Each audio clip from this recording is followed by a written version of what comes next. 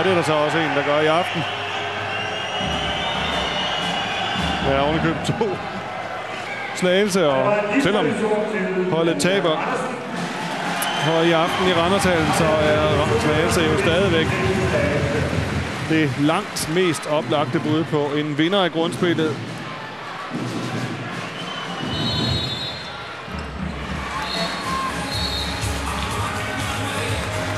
Hun er travlt, Camilla Andersen. Ja, det skal hun også have. Det er Rikke Schmidts højre fod, eller højre side i det hele taget. Men det, at hun for et øjeblik siden varierede godt nok for stående, det bragte en lille smule usikkerhed ind hos Rikke Schmidt. Godt gået her. Anja Fraser. Hun har også spillet en stor kamp, Anja Fraser. Virkelig vist, at hun også udover, at hun er en meget dygtig spiller, hvad det kollektive spil angår, så hun er også meget, meget god til at udfordre sine direkte modstandere.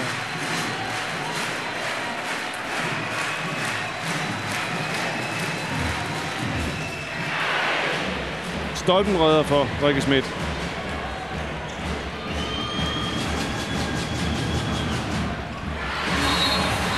Petrovic, også en af de spillere, der virkelig har været en fornøjelse at følge i aften. Han har stadigvæk sit grønne timeout-kort i behold.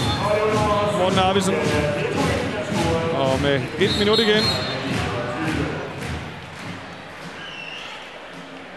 Ja, der er desværre kommet et eller andet på banen herovre. Jeg ved ikke, hvordan disse Juhu-piger alle sammen kunne miste deres... Jeg ved ikke, hvad sådan en der hedder. Ved du det, Per? Du er jo eksperten. Det er ikke lige det. Det er ikke lige det, jeg er ekspert med. Det hedder vist noget i retning af en pong-pong. Jeg tror, de ude, der skal gøre mig klog på det. Jeg tror, at de regner med, at Morten Arvidsson, han tog en timeout. Og derfor var de på vej på banen. Ja, må det ikke til et lille show. Publikum op og stå her i Randershallen, og det er da grund til, hvis man holder med hjemmeholdet. Camilla Andersen. Ja. Skal aldrig sige aldrig. Slagelse er altså ikke helt udelukket fra at få et enkelt point med alligevel herfra. Bestemt ikke. Der er 30 sekunder igen.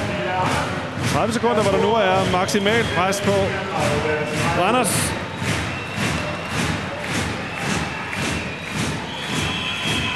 Og så tager han sin timeout. Morten Arvidsson, hvor der mangler 21 sekunder. Sidste sekund, ikke forsøges afslutning. Så tidligt, så Slagelse får mulighed for at komme i angreb. Og det er også vigtigt, at man som træner i den situation fokuserer lidt på, at spillerne skal ture og gøre sig spilbare hele tiden, og ikke gemme sig.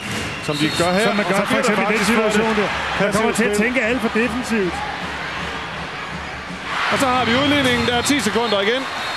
Og de dummer sig simpelthen, spillerne fra Randers. De førte altså med 31-27. Nu står der 31 på tavlen.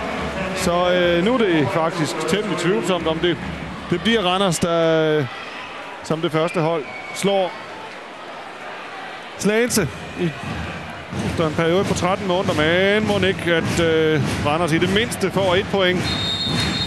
Så skal det da være helt sort, hvad der sker her. Ja, det går alligevel hen og bliver Slagelse. Det er fuldstændig vanvittigt, men altså, bolden er faktisk i mål, inden de 60 minutter er gået. Randers førte med 31-27, da der manglede 2 minutter af det her opgør. Førte med 4 mål, og så taber man med 1 mål. Det er fuldstændig